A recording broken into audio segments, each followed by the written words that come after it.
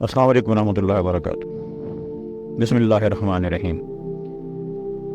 امید کرتا ہوں آپ خیریت سے ہوں گے۔ ناظرین، آج میں آپ کے لیے پرانی کھانسی، نزلہ، زکام کا بہترین ٹوٹکا لایا ہوں۔ جو مریض مختلف جگہوں سے علاج کروا کے تھک جاتے ہیں اور نزلہ، زکام، کھانسی کا عارضی طور پہ افاقہ تو ضرور ہوتا ہے لیکن علاج نہیں ہوتا، اور کھانسی اتنی شدید ہوتی ہے بعض دفعہ تو مریض سو بھی نہیں سکتا۔ مہنگی سے مہنگی ادویات لیں، ڈاکٹر کو چیک کروایا لیکن کھانسی میں پھر بھی کوئی فرق نہیں آیا، نزلہ زکام نہیں رکا۔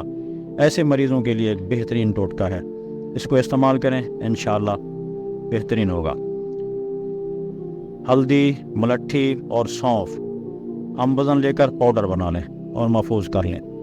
یہ پاؤڈر شہد کے ساتھ ملا کر مریض کو چٹانا ہے۔ جب سے چٹکی چٹکی یہ دوا دینا شروع کی تو آرام آنے لگا۔ کچھ عرصہ مسلسل اس کو استعمال کروائیں، انشاءاللہ کھانسی، نزلہ، زکام سے مکمل آرام ہوگا، اور نزلہ، ریشہ جو بھی ہے انشاءاللہ اس کے لیے لاجواب نسخہ ہے۔ اور چاول، کھٹی، ٹھنڈی، تلی ہوئی چیزوں سے مکمل پرہیز کریں، انشاءاللہ مریض کو ضرور آرام آئے گا۔ اس دوا کو مسلسل استعمال کرو۔ اللہ آپ کا حامی و ناصر ہو۔